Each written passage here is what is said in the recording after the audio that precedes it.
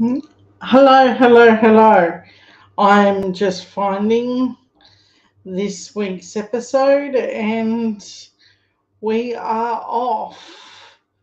Okay, so I'm supposed to be doing this. Uh, I hope everyone had a wonderful week. Today I sent my uh, only daughter to Adelaide today. And in doing that, I found that it was a lot harder than what I thought. I did not drive her to the airport, uh, but I do think that it will be an awesome experience for her. So she's gone away to initiate little girls inside. Now that that part's over and you've got a slither into my life, remember last week I was not available to go live. Um, Slight issue with I've had to take on extra work. That would be why. Okay, so this week, what do we got, people? So we've got everything from a weird corruption hearing that won't have any accountability. We have talk on COVID.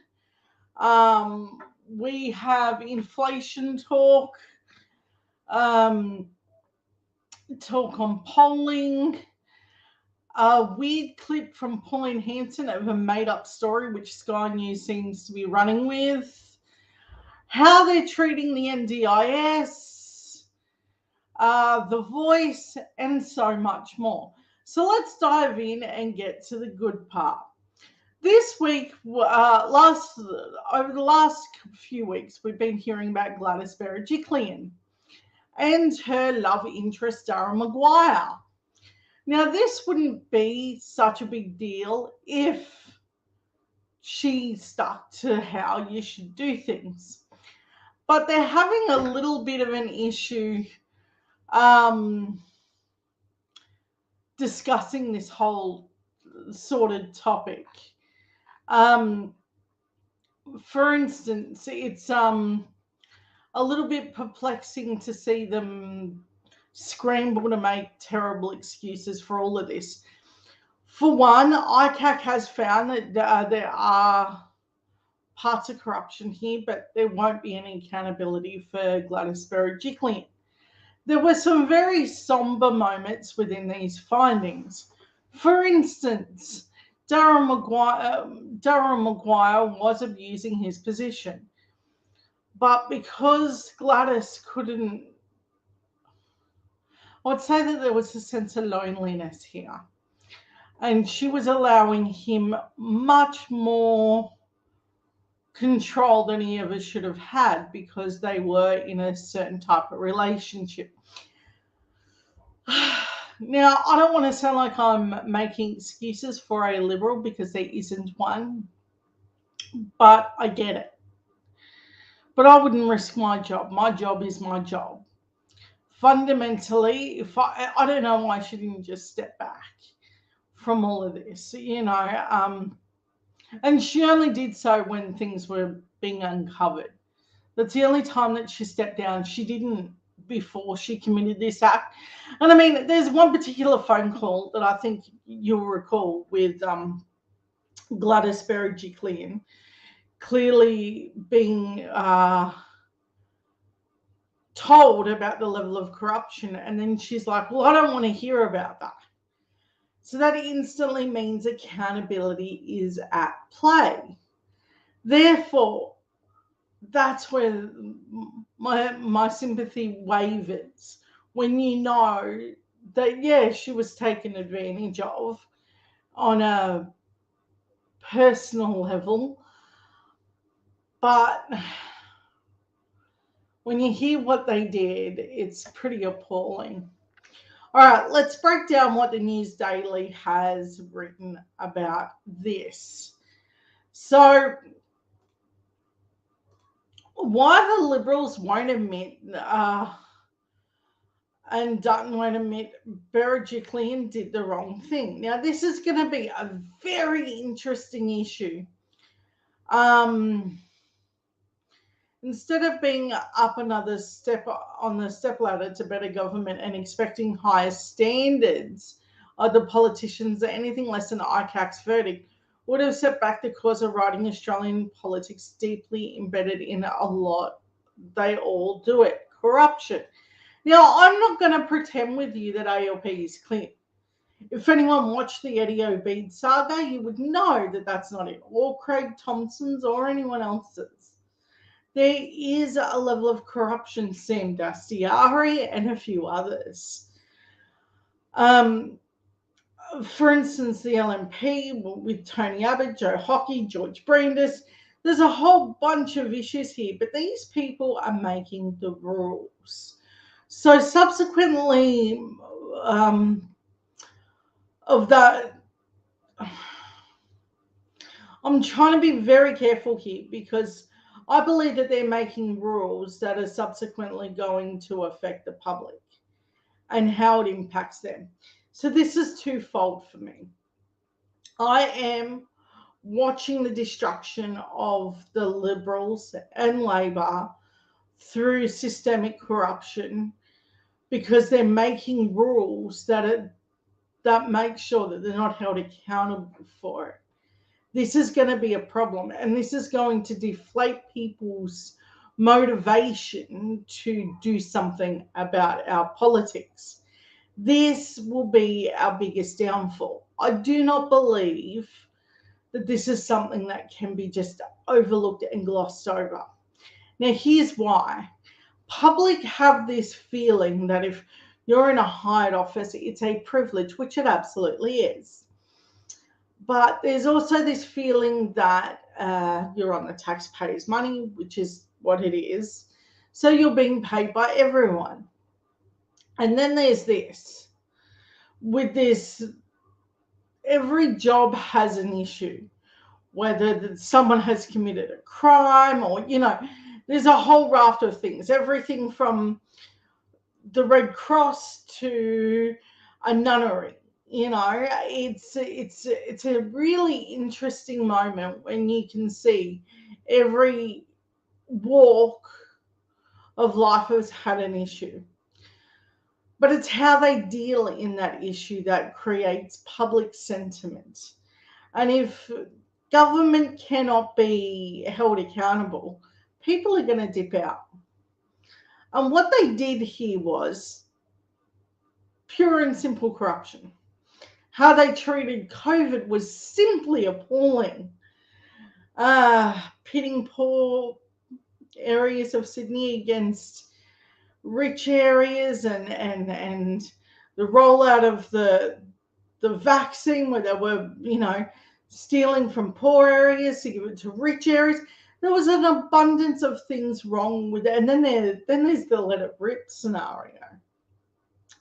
So with all of that information, I think that there's no doubt, and then the distribution of funds that they had involved in amongst all of this, like there's so many corrupt things that I've watched these people do that I'm finding it difficult to manifest the heightened excitement around politicians. And it's hard for me to sell something like this, particularly when we see stuff like this running adrift. So they're going to have to change the way that they're doing business, because if you don't, you become part of the extinct. I mean, I don't want to say that we're going to go in the way of France, because if you're not abreast on that, there's actual riots. Yeah, you heard that right. France is actively rioting. Now, that's what happens when you start pulling apart the belief system in the political realm. Or then there's what's happening in the United States, where it becomes such a horrible moment where there's this me versus you, and it becomes violent, and It becomes a very political, everything from whether you can get a termination to if your kids read a book at school. It becomes a problem. And, for the government, for the Conservatives that have always claimed to be the biggest about freedom, it seems they never really wanted anyone to have any of it, which is where the crux of this begins. The left need to start a very vigorous campaign to beat not only corruption, but the sheer terribleness of the right wing. Where does Gladys' story fit into that? Well, some of her actions weren't just corrupt. No, no, no. They were scandalous. So here's where we're at. What electorate lets its politicians get away has been steadily evolving, and it has further to evolve. In the case of Rum Rebellion State, from the notoriously corrupt Askin premiership, which completed paper bags of criminal money. And I mean, here's the deal, right? There were jokes about brown paper bags. The thing is that it wasn't always a joke. They were literally brown paper bags of money. I mean, you want us to have faith in your institutions. You were openly having a joke about brown paper bags in money while you were doing it. This is the history of it. But this can't be dealt with in just one term. Chris Minns is going to have his work cut out for him. And if he doesn't deal with it, there is going to be a problem. And I think that this is what we're going to have to see from governments around the world. Accountability has to be at its core. Because if you're not prepared to take this crap head on, we are really in big trouble. So let's continue. Gladys Berejiklian didn't understand the progression. She was caught on the wrong side of the pork barrel euphemism. Never mind that ICAC's exhaustive and yes, overly long investigation and consideration of the Glad and Daz show. That's Gladys Berejiklian and Daryl Maguire. Miss Berejiklian was condemned by her own words when forced to fess up in the earlier the scandal of $250 million for slush funding councils in the Liberal Party electorates of the 2019 elections. So what this essentially was like sports rorts and the car park and the swimming pools and that kind of thing. So there's real things linking it all up where they were putting money into weaker seats, but they really didn't need this infrastructure and it was really going nowhere. So essentially what ended up happening is they weren't doing things on merit, they were doing things purely to win elections, which some people can't distinguish the difference. So when you go to an election, you do have to say the needs of that place. And it has to be meritorious, like it has to fit a certain criteria. For instance, you can't just rock up and go, well, I'm here and I'm going to build a gigantic super mall, and this is a town of less than 500 people. It's not feasible to do that. You have to think about where the council's money goes when you do it. Or you can't do something like pave every road in an area where it doesn't fit the bill for the amount it would cost to do it. So if there's a row of 20 houses on a road, right, and that road goes for several kilometers, right, and you build a very expensive, nicely paved sidewalk road with all the bells and whistles of a road with street lamps and everything else, right? But the big major roads that are used all the time, they get missed because of the pork barrel. Because that tiny little road, they need the votes, and that's what they're going to do to get it. Now, what that ends up being for the public is one shambolic thing after another. That's exactly what I mean. And then there's the shredded documents. Now, the Liberal Party have been notorious for this. I remember Campbell Newman's office the night that he lost the election here in Queensland. It was reported heavily that he did have shredders going. Now, I'm not sure if both sides of government do this, but I'm not going to rule out that they don't. Because here we talk about fairness and reality. That's what this is. This is reality. So that's what we're going to be looking at. Okay, but when the search of the Premier's IT system found the briefing notes for Miss Berejiklian, it got worse. The Premier effectively said, oh, well, it's not illegal, too bad, and you can all get stuff. No, not illegal, but unethical. So that's where it gets a little bit tricky. And then you watch her behaviour deteriorate. And this is where my sympathy dives. For whatever she felt for what was going on with Daryl, it just dissipates totally. Because she has a job with Optus now. Now, it has to be very embarrassing for Optus to keep her on, considering the amount of scandal this will bring to their headquarters. Not only have they been involved in like a phone hacking scandal and a whole raft of other problems over the years, and it's been very tumultuous. I don't think having Gladys Berejiklian as a poster girl for this organisation will do them any good. Now, there's something that a friend of mine wrote, Terry. Well, this is a very good moment where I was reading it, and it said, we now know Gladys can be half pregnant. And that's essentially saying is, yes, they found her corrupt, but they're not going to go all the way and charge her. And that, my friends, is where we're at. They're not going to do a damn thing about it. They know what she did. They know about the slush funds. They know that she ignored corruption. They know that she shut down any talks of corruption. There was so much corruption, even the corruption was worried about it. It was an incredible moment to listen to the musings of a woman that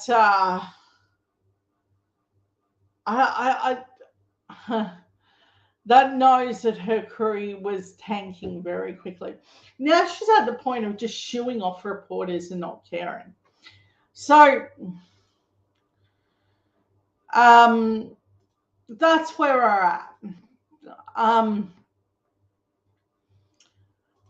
Next, what I want to talk about is NDIS. Now, if you don't know about the NDIS program, most of my viewers do.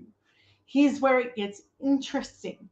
NDIS is a disability support program for not only the people that are suffering, but for the people subsequently caring for their loved ones too. It brings in a raft of things from housing to support services like carers and a whole raft of other things. Funds for equipment and so on. So, what would happen if you got another federal Liberal government? Well, it turns out, the despicable Linda Reynolds, the one who attacks rape victims, calls them cows and whatever else, she had a little thing to say about it. Now, I'm not here to muse on the disgracefulness of such women, but here's what we're going to do. We're going to look at what she said on this. Means testing fees must be in the mix for NDIS.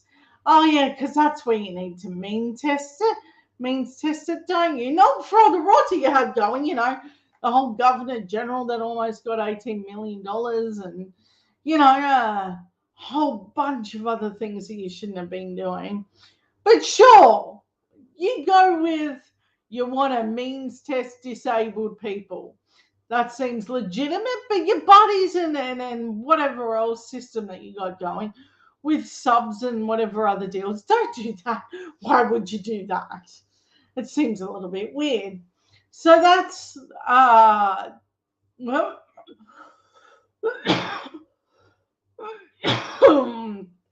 sorry, excuse me.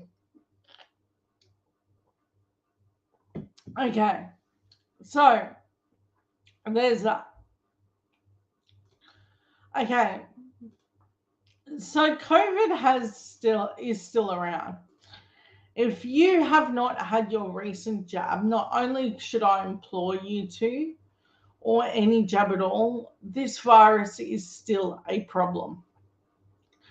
I know people that are still heavily impacted by it, and me personally, I've had all 5. I think that it even involved a flu jab along with it. It was very quick and easy. I went to my chemist, looked me up. But more than telling you about COVID, I want to correct a few things here. Misinformation has been one of the largest part of the COVID talk. Talking about what works and doesn't work, and how our lives have either been changed for the better or for the worse. It has also impacted many other vaccines, like the measles and many others that do have drastic reactions, if not devastating and deadly reactions for many families. Diseases that could easily be avoided, bar for vaccines. I never ever questioned ever once what was in them. Why would I? Would I know what to do with the ingredients? Would I know how that would react to the body? Should I study biology just to figure out that if my doctor did this safely? No, because these are people that we should trust. This is something we should trust. And here's why. It takes them many years to understand what they are doing.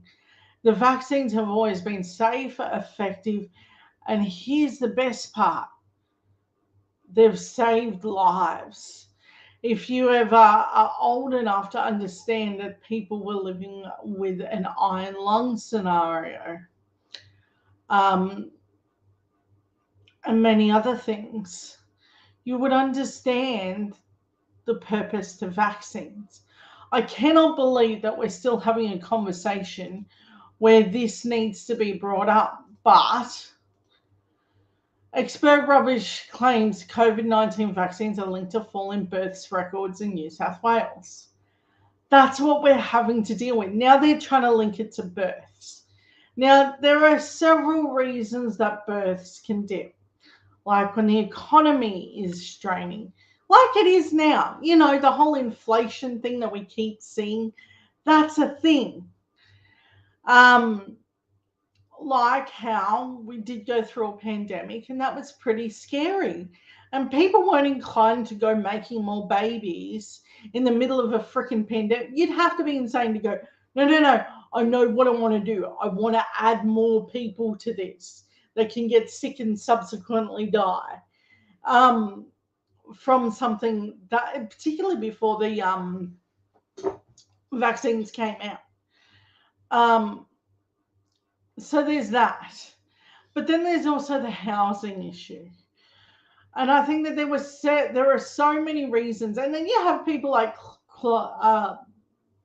Craig Kelly that are running around telling people what they believe the reason is. Now, this is where it gets super duper interesting. Because, you know, Craig Kelly says it, so it must be true, right? You know, you can't have him just say it and it not be true. No. He's an old furniture sales guy who got into politics, and now he's trying to win the popular vote, which he will never get, through Clive Palmer. So he's just saying whatever ridiculous thing that comes to his head. So he has been perpetuating this notion along with many other people on Twitter, that vaccines are linked to the fall in births in New South Wales. It doesn't matter what the reality is. The rumor always spreads quicker than the truth. So I'm here to correct that.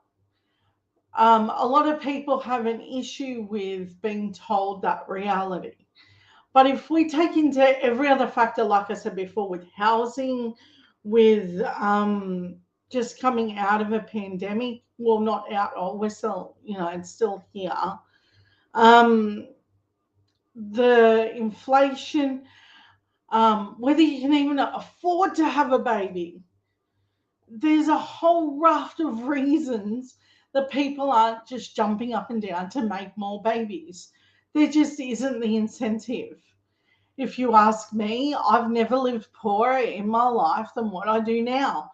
I've never paid so much in rent. And so, like, if I was still a baby making, well, I could have more children, but there's a whole nother issue. I wouldn't have more children in this economy. I just wouldn't. It wouldn't be something that I would do. Not just because my children are already pretty much grown, but and I want to know what the next chapter of my life would be. But the economy just isn't right for making more children. The stress is way too high. So to take this outlier in birth rates and then blame it purely on COVID, I have no doubt that it did have an impact. No doubt. But it had nothing to do with the vaccine. Absolutely none. There should be a study done, though, to see if it does influence fertility. I don't think that is actively being done. So far, it's been known that people who weren't vaccinated on the male side, that there may be issues with the little swimmer guys. And that's not a topic I'm not particularly comfortable with. It's how do you make me really squirm?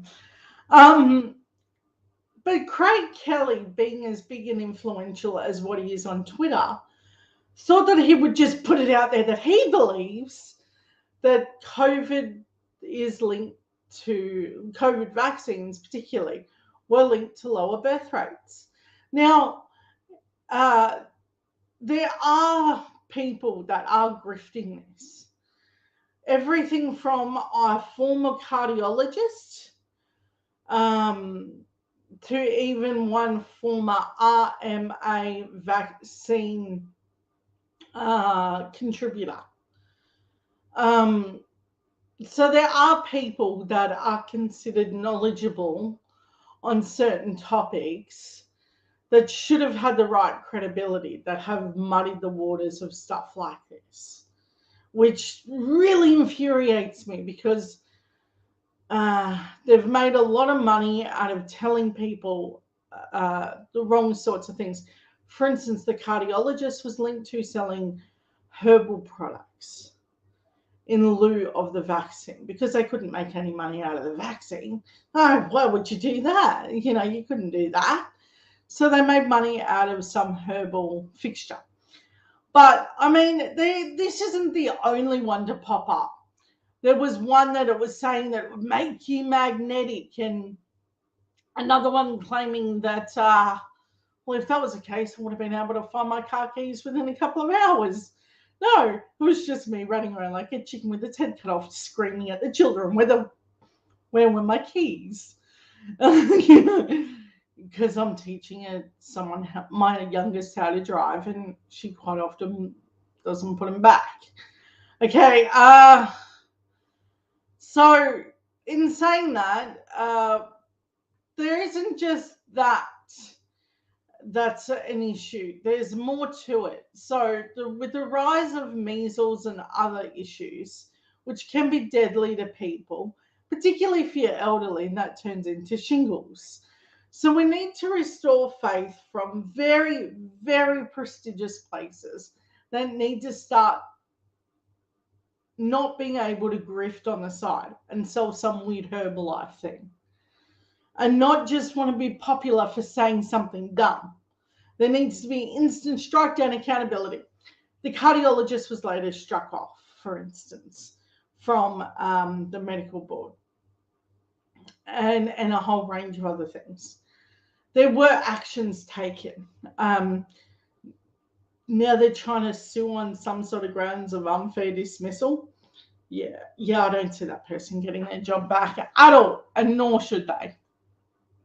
The dramatic drop in births in New South Wales and globally since a certain not so safe and effective or necessary vaccine. See, this is what the stuff that Craig Kelly is going around saying. Were forced upon the elderly, pregnant mums, and even children.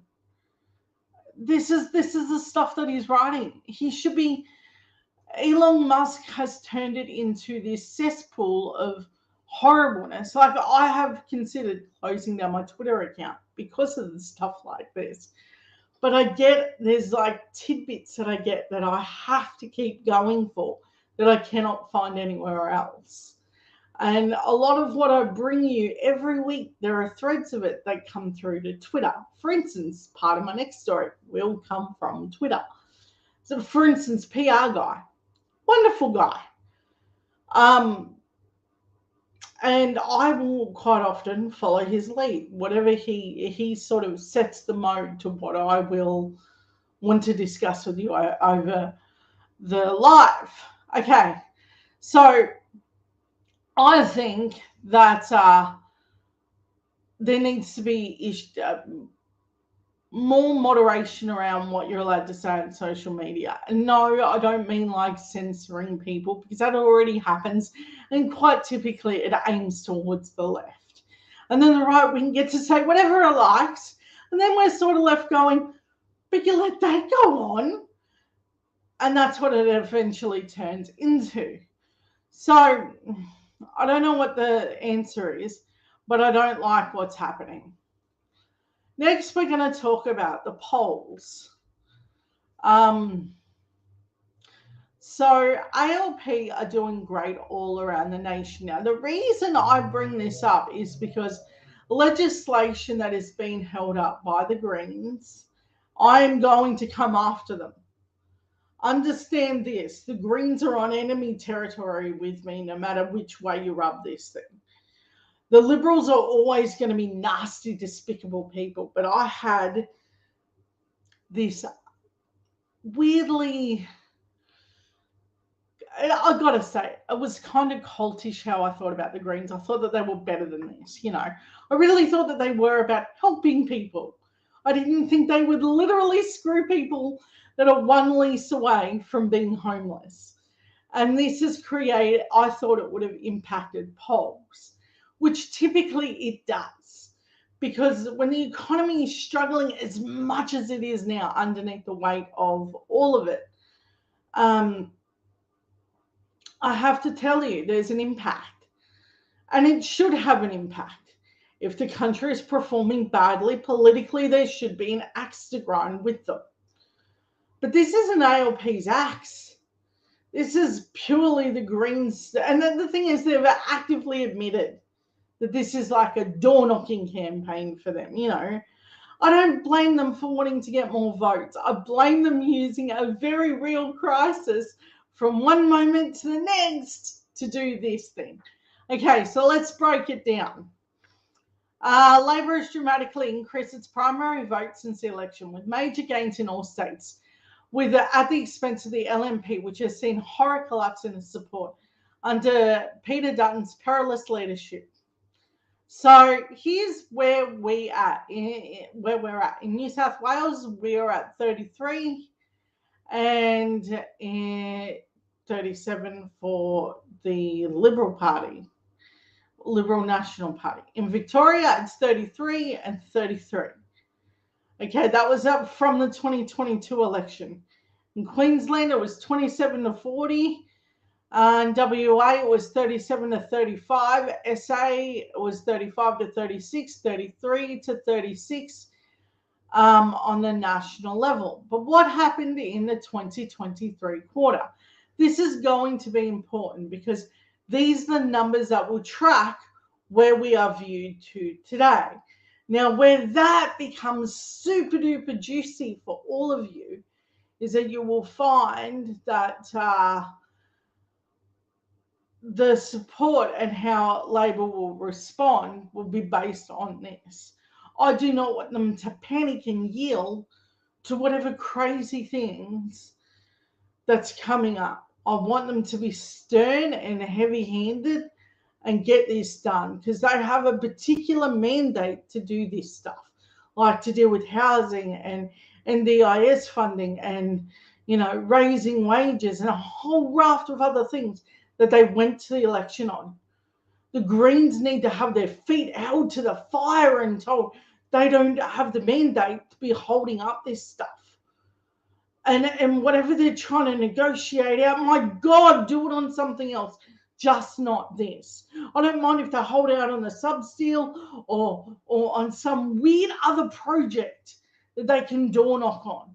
But this is too big to be stupid on.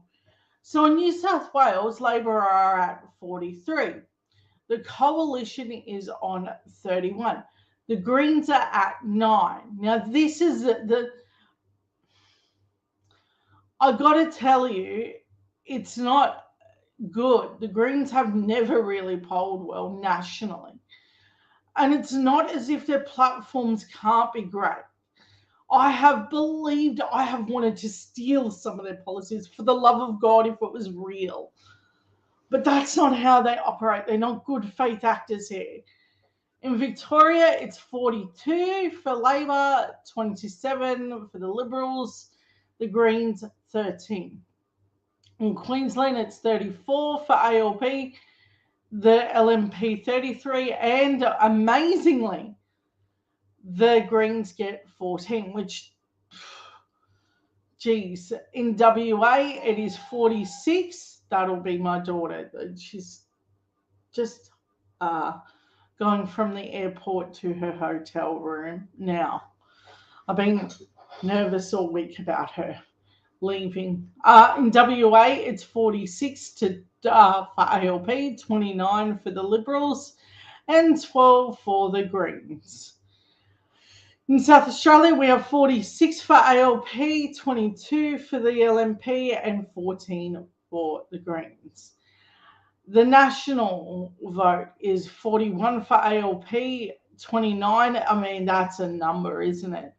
29 for the LNP and 12 for the Greens.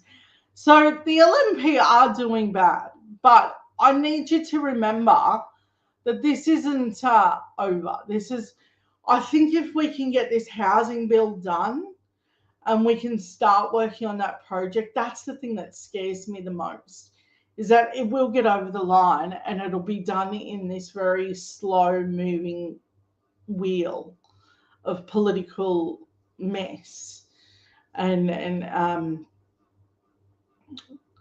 it's like the Pink Bats program. They were wonderful with it. It rolled out really quickly, and then they turned it into a weird scandal, which was phenomenal given how the LNP handled COVID, that they couldn't even dare to bring up the Pink Bat scheme where 4 people passed away, which had nothing to do with government. It's that a few people acted out of greed. And for the amount of rollout that there was of the Pink Bat scheme, this was not as if any life isn't important, but there were only 4. And they made it out to sound like a Watergate issue. They were insane. It was insane to watch them. And that was a wonderful program. Remember, that's a teenager you can hear texting. That means that there's going to be 20 more of those within a minute. Okay, so next we're going to talk about The Voice. Now, as this impending referendum comes up, I want to stress that I intend to vote yes, and I want to stress that I implore anyone else to as well, for several reasons.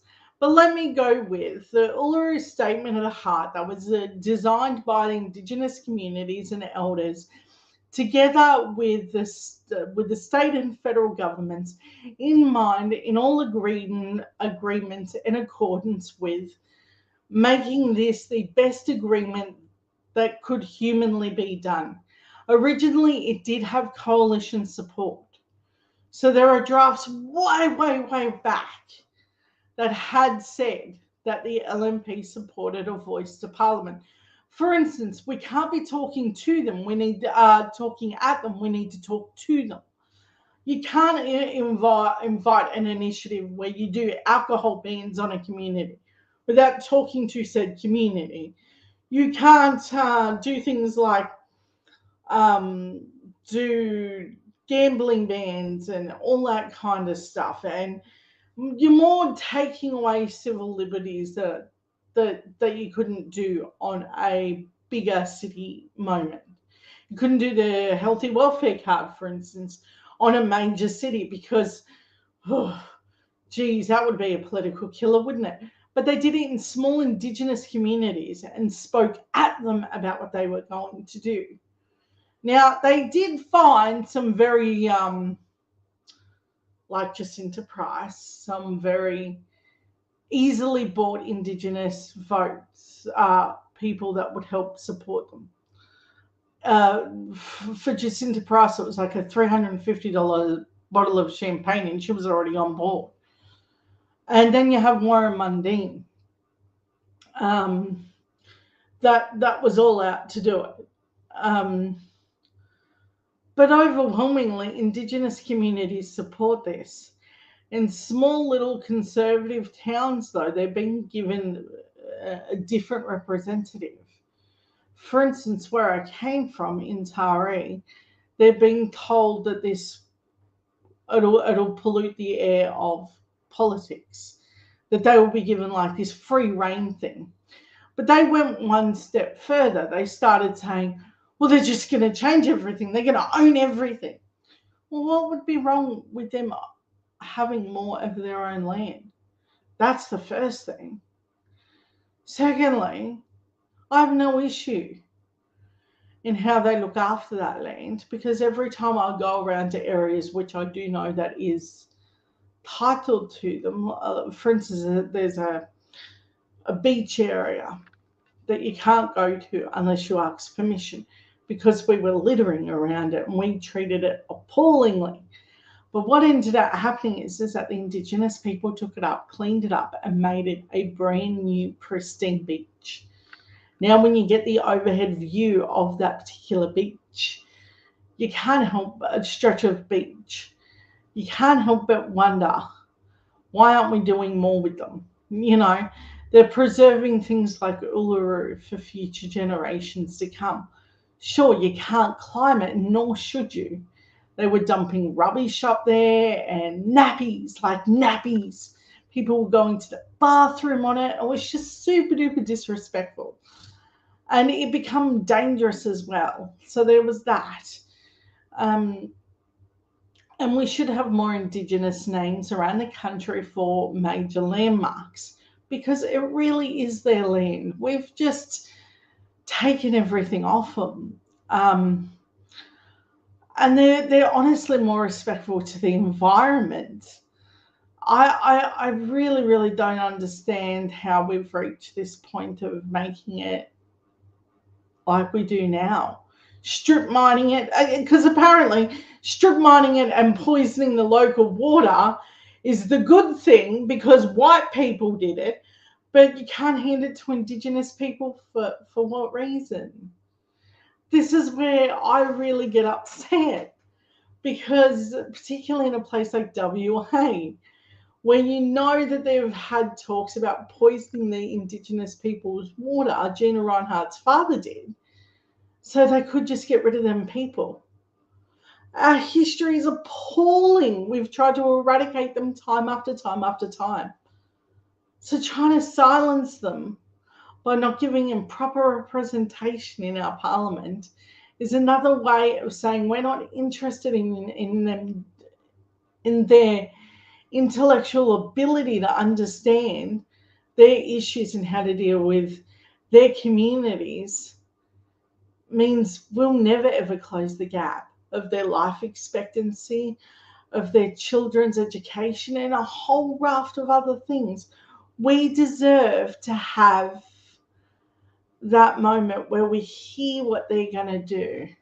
So let's discuss um, this made up story that Sky News went with, because, of course, they had to go with a totally made up story about the name of Brisbane being changed. And of course, it spread like wildfire. But hi, what's the matter if you change the name of Brisbane? Even if you look at it from a 30,000 feet view, it's Brisbane. Is it really such a bad thing to go, oh, well, we might change it to something that more endears the First Nations people? This is a totally fabricated story because of an island that was recently changed from Fraser Island to an indigenous name that I cannot pronounce.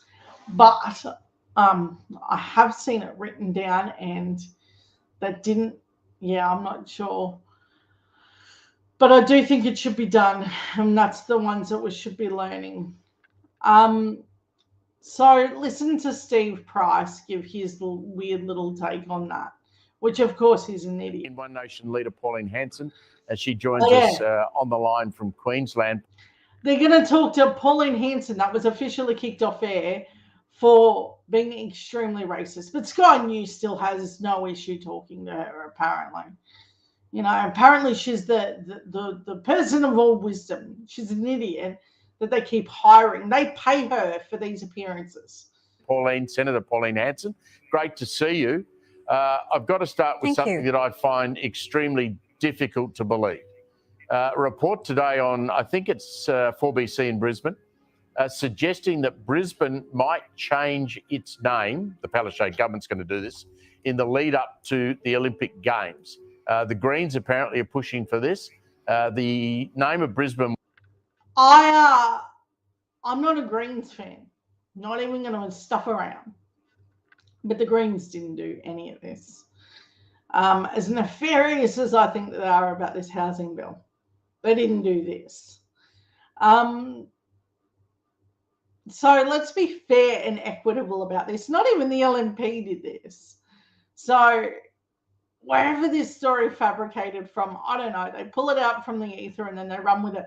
And if it had any credibility, why are they asking someone that actually is credible? Why are they asking Pauline Hanson? Because the story has no merit. It's like asking Craig Kelly for vaccine information. Are you insane? Of course it's stupid. He's a former furniture salesman guy that says crazy things. It doesn't mean it's real. Would be Mianjin, and they would do that prior to the 2032 Olympics. Please, Pauline, don't fall off your chair. How insane is this to actually want to change the name of Brisbane that's been called Brisbane for what, 150 years plus, and generations have grown up under Brisbane. 150 years. Does she realise the amount of hundreds of years that the First Nations people have been here? Like, really? And I'm sure that we could all adapt to calling it something else. Like, she thinks 150 years is a lot of history. Really? Let's talk about the over 60,000 years of history of the First Nations people. Are you kidding me? They have a more intense history than what we ever could. But sure, you go with your weirdness on this, because I'm sure that that's the better angle to go with. Imagine if we had 60,000 years of history, and then purely because these people came along and said, well, we're just going to do whatever we want with that, you know, we're going to rename everything. As if you wouldn't be angry and then go, no, we've called it this for 150 years compared to the 60,000. It's a little bit offensive, Pauline, but sure, you're an idiot. All our birth certificates, marriage certificates, where were you born, Brisbane, Australia, all our tourism, people overseas know it as Brisbane, and we're going to change it to a name that I can't even remember what you said. Within a matter of few seconds, I can't remember. And I have no intentions of actually wanting to. I'm bad with names. I'm Pauline. And tell me your name, and 10 minutes later I'll look at you doe-eyed and then go, what was your name again? And this can be anyone. These are there are people I went to high school with. They're like, do you remember me? And I'm like, I recognize the face, but no, nothing's like jumping at me. Names aren't my thing. But I don't think it's a problem. Most of us get around with a GPS anyway. And whatever it calls it on the GPS, I'm following it to the letter. 3 times last week I drove to Logan. For me, that's huge. And I for my job, and I was picking up things for my employer. And I drove in a place I've never been, got things I never thought I'd do. And I got there safe and sound, and I went back to the restaurant and did whatever I had to do. It didn't matter what the streets were called. It didn't matter what the town was called. Or hell, it didn't even matter where I was. I followed that thing to the letter. I got what I needed and went home. It was insane. It's not normally like me to need to, but that's where we are. Remember. So the fact is, to me, it'd be Brisbane. This is why the Palaszczuk government has to go. We're talking about 3%. She has no idea what the Palaszczuk government is or does. I'm not going to use her as the person to tell people she's not even popular here. Most people, when they look at it, they go, oh, really? You take anything that she says seriously? You go to the local supermarket, right? Where she is, around my area, not very far away, is where she won her seat. Right? And when you talk about her around here, people get really angry really quickly. And it's turbulent. Now, if you're white people, in the circles that I talk to, like me being a white woman, I clearly know a lot of white people. Even those are pretty angry. You get this small demographic of, I'm going to say it, there's this small demographic of young men that I've encountered that are like, oh no, she's saying all the right things. And I'll look at them and then go, you don't think that it could be a lack of maturity and understanding that you might be saying that stupid shit? But sure, she's not taken seriously here at all. She gets in through preferences, not through first votes. Of our population is actually Indigenous, but how many actually do live in the area of Brisbane? So wanting to change a name to some... Not through lack of trying. So if their population is low, remember, we've done a lot to make sure that we've kept that low. That's a really important factor when you hear her talk. We've done everything from trying to breed them out to poison their water to all amounts of just death. We've killed them off. Like in Tasmania, you cannot have one person that was originally First Nations people from there because we killed them. And I can say the literal we because I can guarantee you generations of my ancestors probably took part in whatever racist diatribe we were fed into believing that this was the righteous thing to do. It's insane when you think about it, that the culture of what we're told, that it's okay to kill. We do the same thing with the Middle East, Why not drop a few bombs and give them some... This is how we've treated people of colour. And this is continuous. Pauline Hanson's rubbish. Aboriginal name, the same as they did with Fraser Island, is absolutely ridiculous. I hope Palaszczuk is just thrown out. Yeah, I've heard enough of her. That's not going to be helpful. And they did change the name. Narajipanana, I think it's called now. I might have that pronunciation wrong. If that's the case, I apologize to anyone that has taken offense. So there is that. Okay. So then there's the vote and the misinformation surrounding the vote like this. Okay. As you indicated before, some claims, about electoral bias of the electoral administrator, and this is a global thing, but we have seen a big rise in that in the last couple of years, including the rise of conspiracy theories online about the voting process, which is something we've also seen overseas. Yeah, and so what are some examples of that? Well, oddly, one of them revolves around Dominion voting machines, which was something directly out of the US. Now, anyone that's ever been in a polling place in Australia will know that we don't use any voting machines in Australia. No. But that hasn't stopped that conspiracy theory from being raised on our social media platforms on a number of occasions. The more we deal with it, the more it seems to come to prominence. And what about other examples of harassment of individual staff? So we've seen a rise in threatening behaviour about our staff, about me, and that's fine. My staff are off limits though. And we also... Yeah, this initiative that people take, it's fine to insult me, but don't do it to my buddies. It's not okay to harass or intimidate anyone based upon their voting status. It's just not. And if they're involved in how those votes are counted, it's not a good idea to threaten or intimidate those people. That's a crime. Keep that in mind as we're having the talk on The Voice. There will be a vote. It will be not compulsory, but it will be a vote of the people. And no matter which way this swings, no, our votes cannot be rigged. They are not rigged. There's no indication that we would ever put it in that part of the US. And the only reason that the US made it up, Trump did, was a heads I win, tails you lose scenario. So if I win, it's a clean and cut race. We're good to go. If I lose, this is where it gets interesting. You cheated. That's why he did what he did when he did it.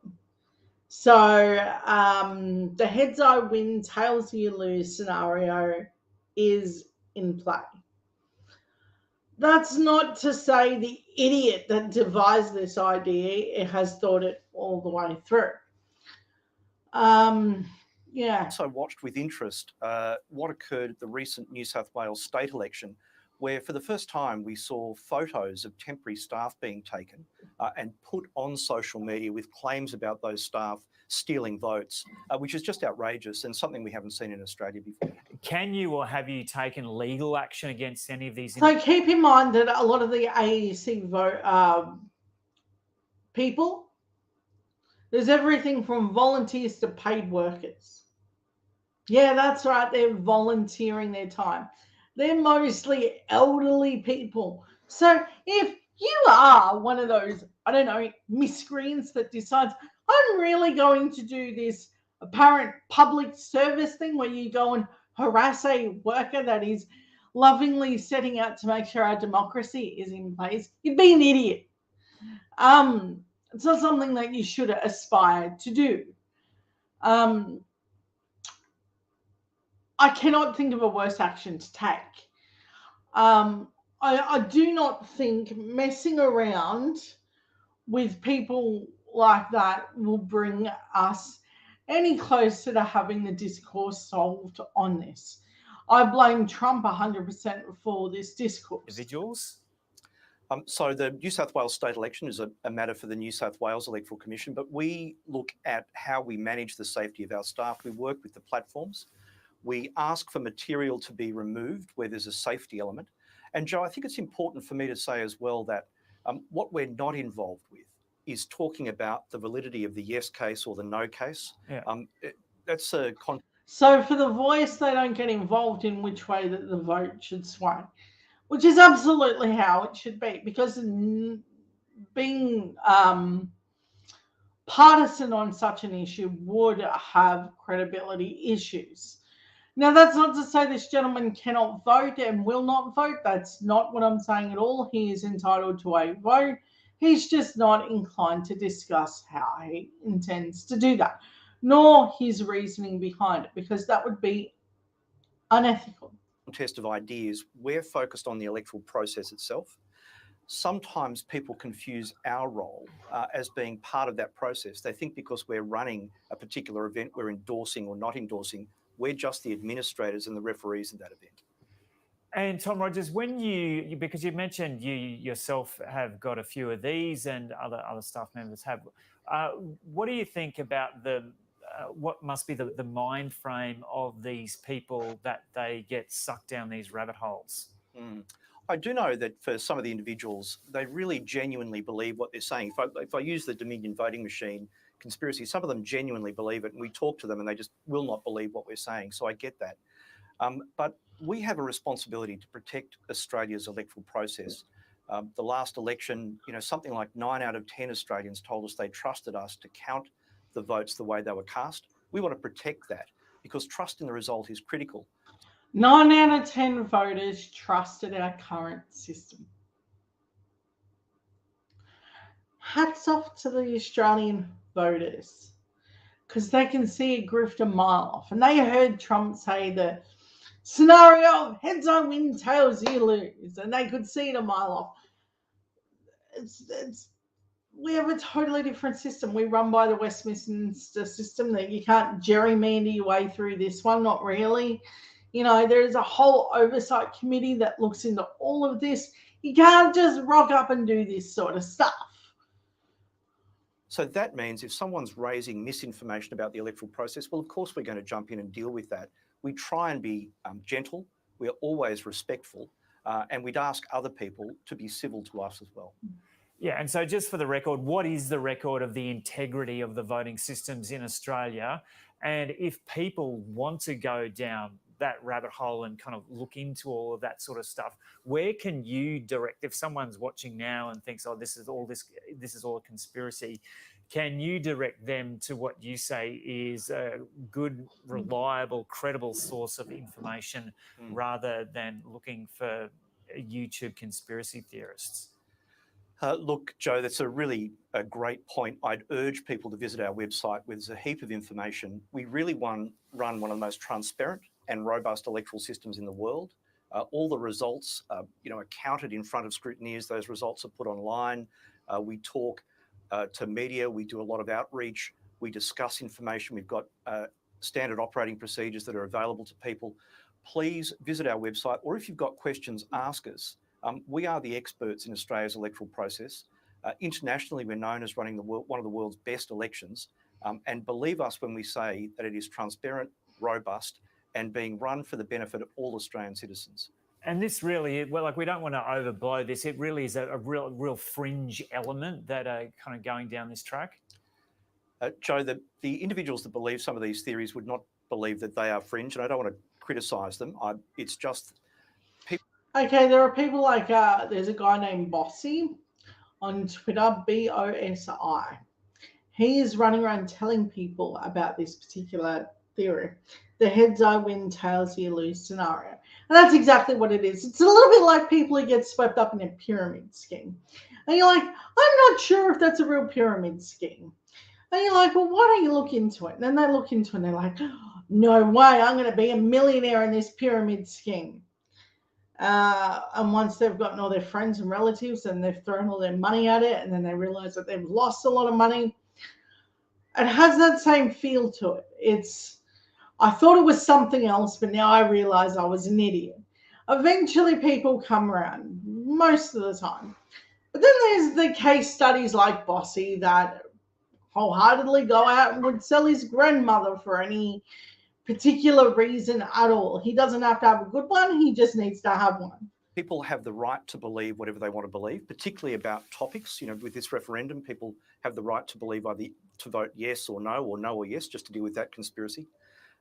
But when it comes to the process, we're the experts and we know what we're doing. The information online is transparent. And I just urge people, please visit our website, have a look and ask questions rather than going down those rabbit holes. Yep.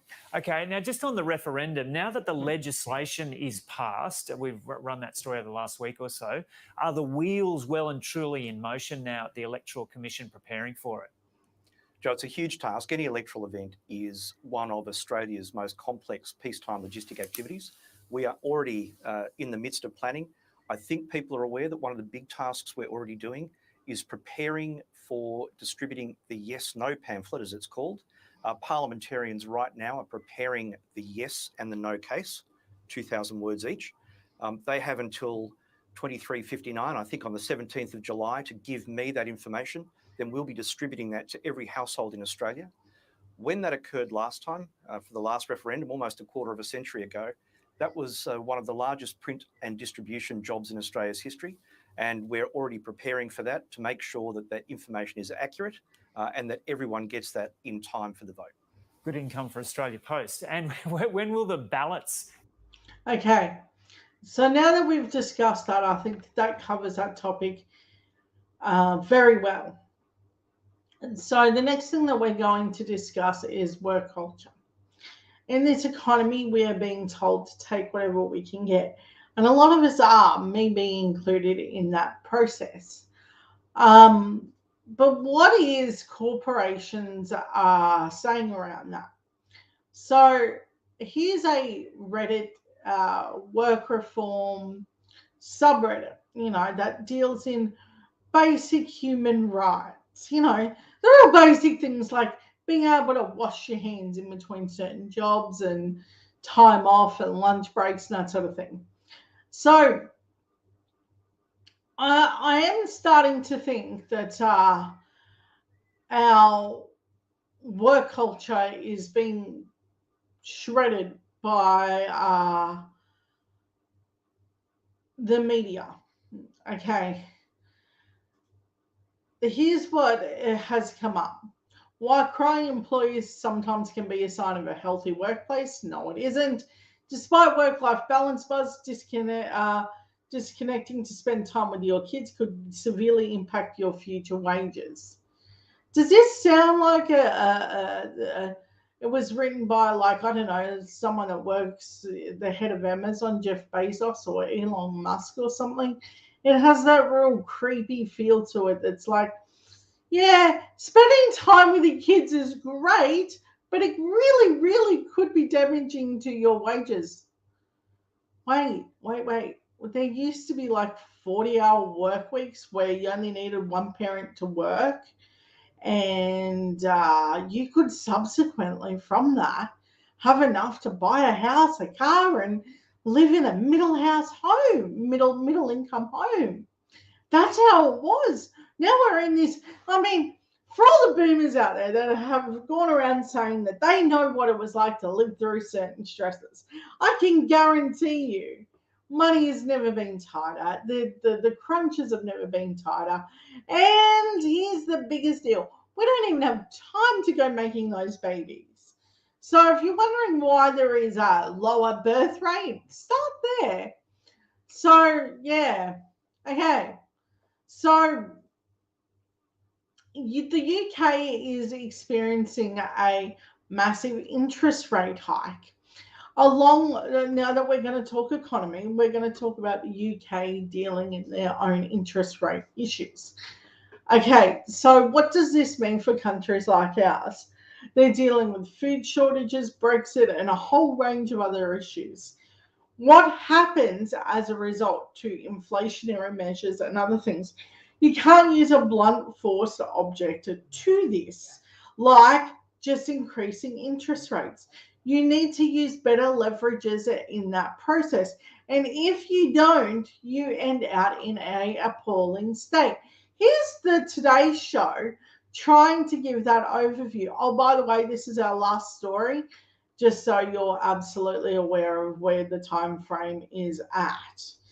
Okay, here we go. Imposing a big interest rate rise for the 13th meeting in a row. For more and what this could mean for Australia, let's bring in John Keogh, economics editor of the Financial Review. John, morning to you. The UK, its economy. So they're going to ask a conservative, really, really conservative questions about how they think it should be handled. Remember, keep this in mind. Conservatives are horrible with the economy. Always have been, always will be, and the track record speaks for itself. Let's diminish this idea that conservatives were ever good with money. They were just good at selling shit off. That's it. Really struggling to beat inflation. Yeah, morning, guys. Look, the Poms can't take a trick, can they? After losing that famous Ashes Test match this week, they've now copped a Why would you bring up cricket at a time like this? I have no idea. It's an appalling thing to do. And this wasn't this week, it was a week before, because I wasn't able to be here last week because, trying to work in the middle of a crazy economy. supersized interest rate rise of 0.5 percentage point. This is bigger than anyone really expected. It takes their cash rate to a 15-year high of 5%. And, yeah, they just can't get on. So on top of that, they have other issues around this, like Brexit and food issues and, the backstop with Ireland and that sort of thing. Like, they've got a range of fucking issues that they're going to have to deal with. Like, the UK is its ecosystem within itself that have not only perilous decisions, but it shouldn't impact us too much.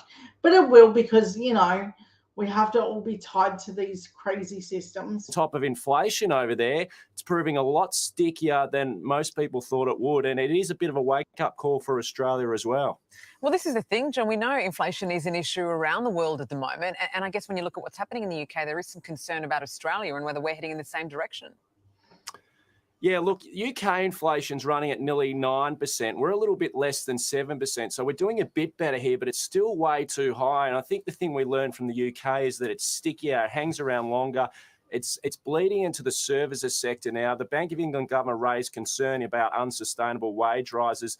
Philip Lowe, our governor's been... Unsustainable wages are not an issue. They're not unsustainable. You know what the real issue is? Corporate profits. I bet you none of them are going to mention it. That's what I said about a conservative take. For a real issue, that can be fixed by corporate profit reduction, because production is way up here. Paying a worker better wages is way down here. So that's not causing it. Production's here. Worker conditions here. Worker wages are here.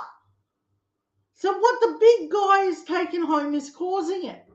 Not what the little guy is. He's an idiot. Raising concerns that we don't want to go down that path either, because that fuels inflation higher. So there are some lessons to be learned here from Australia. But we're looking a lot more like the rest of the world than much different to it as well. So I'd expect the Reserve Bank's probably got at least a couple more rate rises in them over the coming months. Oh, yeah, it's not looking... Yeah, see, it doesn't... this is what they're going to go with. This is how they're going to justify it.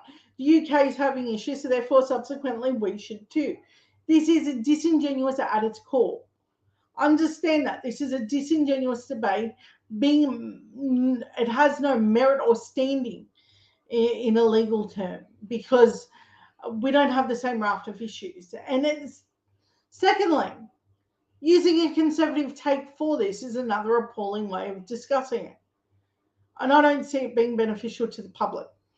Anyway, if we really want to deal with this issue, we're going to have to deal with corporate profits. That's where I think our issue lies.